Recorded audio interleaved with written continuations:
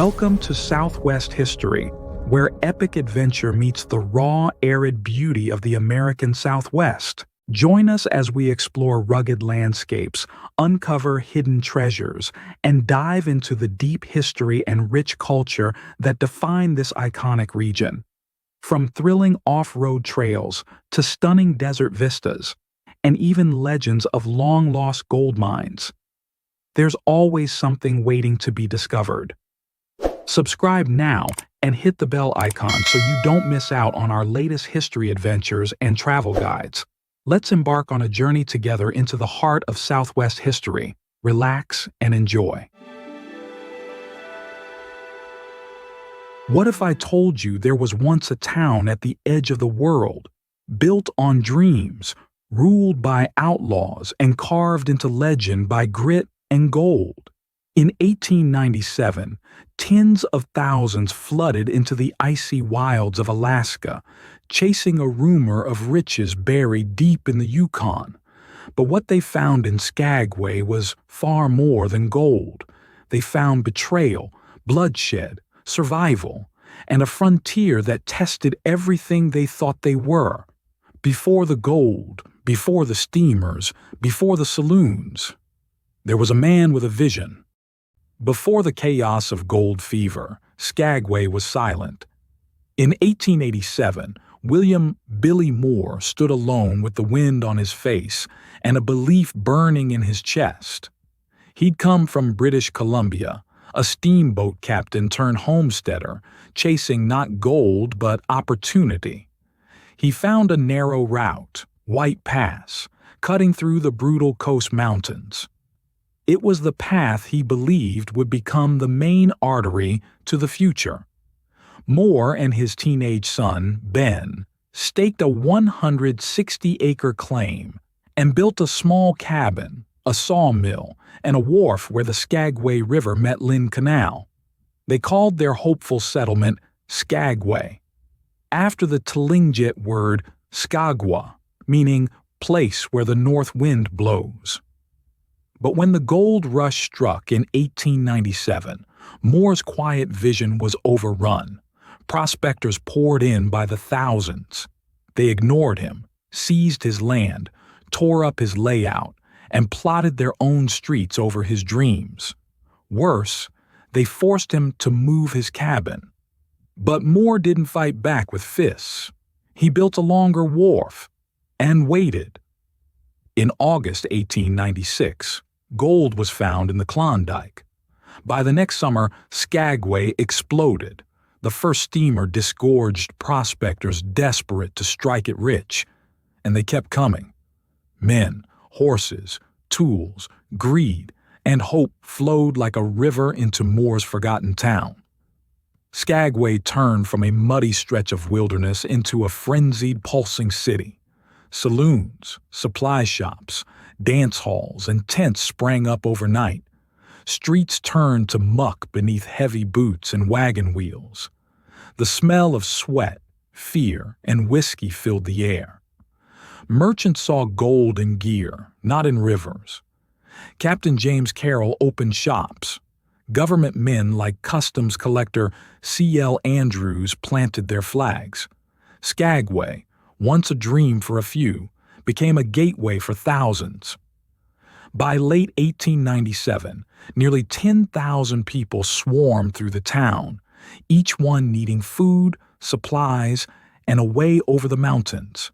But in that crowd lurked wolves. His name was Jefferson Randolph Smith, but in Skagway, he was simply Soapy. A con artist from Colorado, Soapy arrived with a smile and a rifle. He didn't mine for gold, he mined the pockets of fools.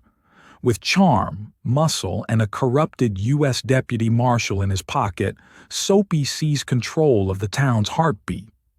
He opened Jeff Smith's parlor, a saloon and gambling den. Outside, his men worked the crowds, tricking newcomers into rigged games, stealing gold, and silencing dissent. Skagway's only lawman worked for him.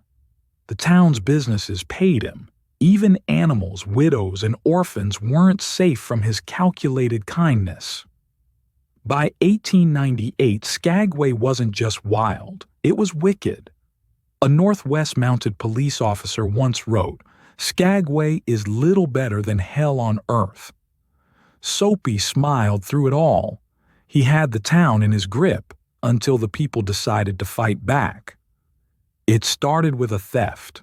Soapy's gang robbed a prospector named John Stewart, and Stewart screamed it from every street corner. He wasn't afraid, and that bravery spread like fire. The people had had enough. They gathered in secret.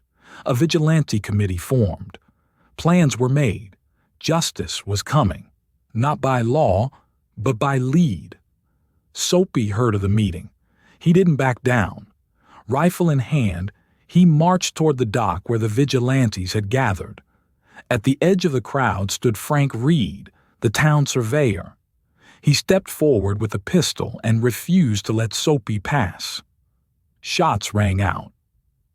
Soapy dropped instantly, killed on the spot, but his bullet had struck Reid too. Frank died days later, a reluctant hero for a town tired of fear. Both men were buried at the Klondike Gold Rush Cemetery, one remembered as a villain, one as a savior, and Skagway moved on. The gold wasn't in Skagway. It lay hundreds of miles away, beyond icy lakes and brutal peaks. Two trails offered the way forward: White Pass, starting in Skagway, and Chilkoot, beginning in nearby Daya. The Chilkoot Trail, steep and savage, allowed only men on foot, no horses, no wagons, just endless loads of gear carried step by agonizing step. The White Pass Trail was longer, 40 miles of treacherous mud and swamps. Horses died by the thousands. Men cursed every mile.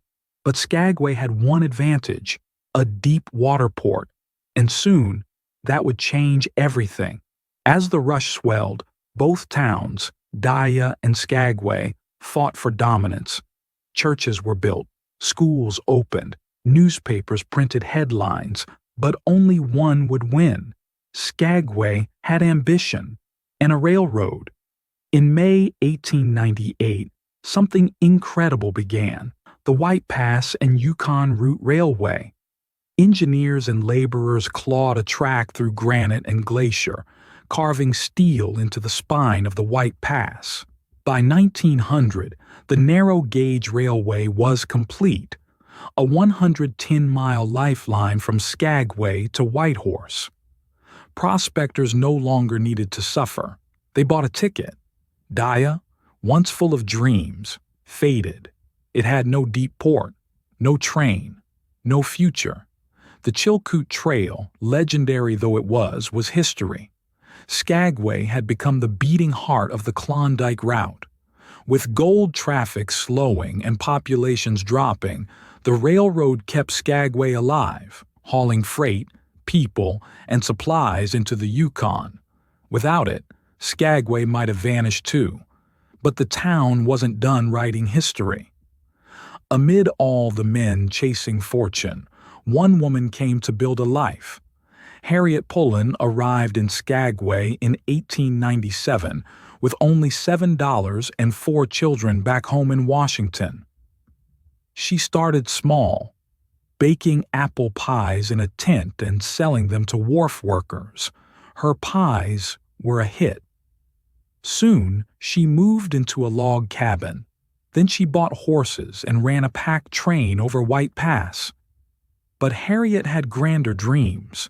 She bought William Moore's old home and turned it into the Pullen House, Skagway's finest hotel. Gold miners and governors alike stayed under her roof. She wasn't just a businesswoman.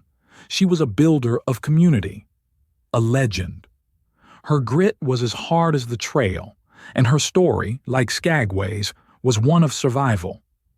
By 1900, Skagway was Alaska's first incorporated city. But the gold rush was fading. By 1910, the population had dropped below 900. The boomtown stood still. Quiet streets, boarded saloons, ghosts in the floorboards. But Skagway didn't vanish. Thanks to people like Martin Itchen, its story was preserved. He ran tours in a tricked-out car, saved Soapy Smith's saloon, and opened the first museum. His efforts turned Skagway's past into a treasure. Today, 6 blocks of downtown Skagway are a National Historic District. Visitors walk the same muddy paths, peer into restored saloons, and hear tales of con men, pie makers, and railroads carved through mountains. Skagway isn't just a town. It's a monument to courage, corruption, ambition, and survival. It's the last breath of the wild frontier, frozen in time. Skagway didn't die. It endured. From the ashes of its wildest days, it rose again, not as a city of gold, but as a city of memory, a place where every crooked alley, creaking floorboard, and rusted rail tells the story of those who dared to risk everything for a dream. Please leave a like, comment, and subscribe for more Southwest treasure tales. The wind still howls down White Pass, the trains still roll through mountain shadow, and the ghosts of Skagway, they still whisper if you listen close enough.